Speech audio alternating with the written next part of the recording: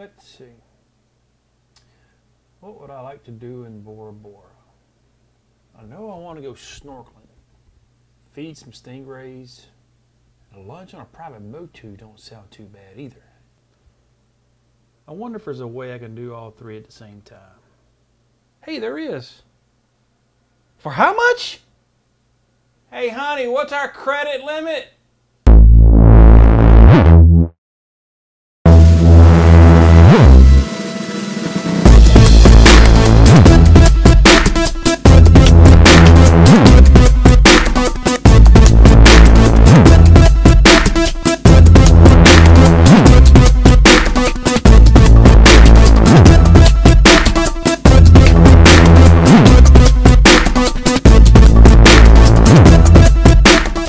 Private stingray feeding and lunch on a Private Motu was one of my most looked forward to excursions on the island. Once again, this excursion was not through a company, as we were paired with a local on his boat. We were picked up at our dock at the Pearl Beach Resort for the tour. The host gave us a brief description of what our itinerary would be for the day, and we took off for our first stop.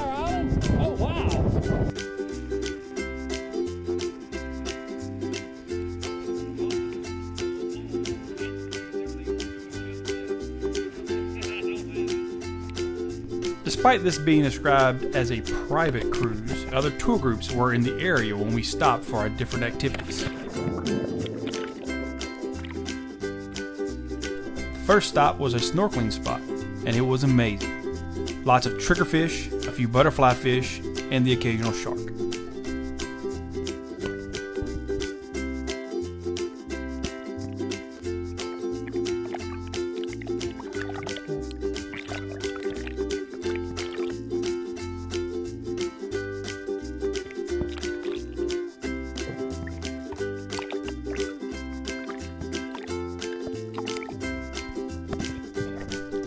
Some of the other guides entertained us as they dove down and swam with the much larger sharks at the bottom of the seafloor.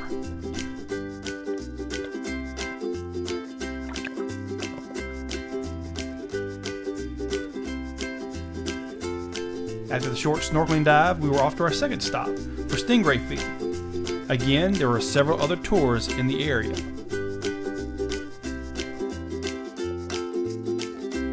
Now, we were able to get off by ourselves, so we didn't have to intermingle with the other people.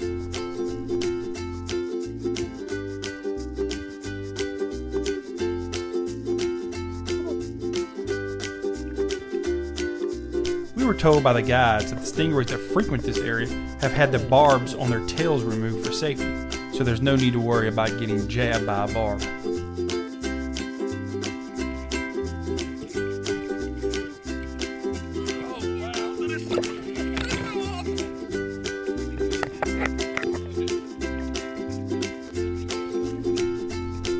Stingrays were very playful and very tame. They don't mind interacting with people at all. They more closely acted like a dog rather than a fish. Their skin was silky smooth and their tail was raspy as sandpaper. Stingrays are very powerful swimmers. They have tremendous sucking abilities. They can suck the bait right from your hand. Don't worry though, they don't have teeth, but their mouths are extremely rough. After about 30 minutes of playing with the stingrays, we had a new guest.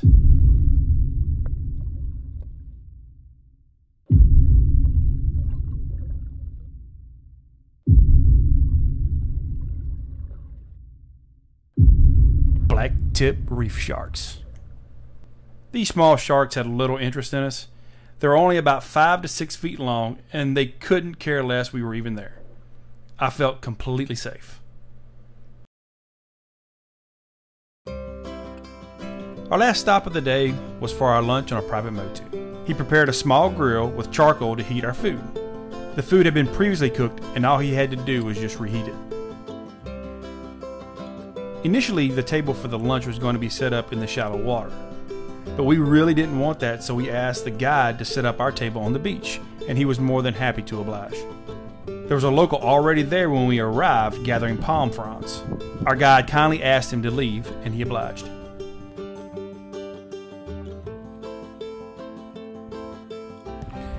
is our one of our island dogs here, sadly looking, checking us out, praying for some leftovers.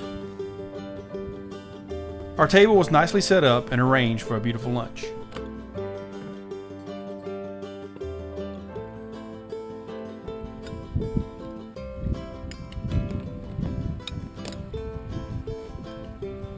My wife helped prepare some poisson cru. It's a local dish of raw fish, vegetables, and coconut milk. I highly recommend it, and I do not eat raw fish.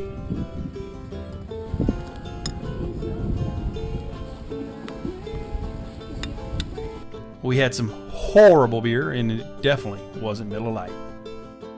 We had some champagne, which was nicely chilled. Not that great, but considering it was this or the beer, we were glad to drink it.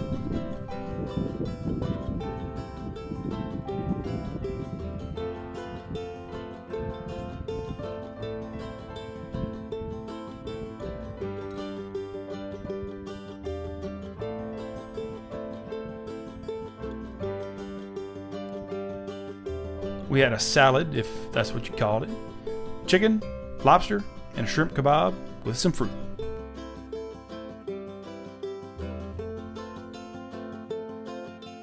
It was way more food than what we could eat, so we decided to share it with our poor starving dogs.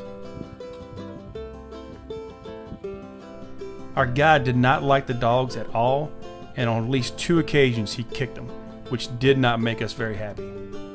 Unfortunately for us, we had to leave our poor pups on the Motu as we set sail around the main island for a short tour.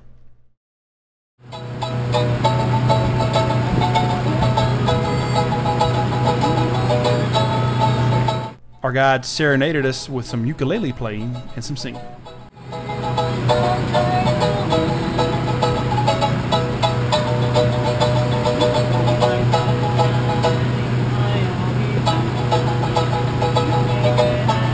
This trip was expensive at 68,000 Central Pacific francs, or about $729 per couple.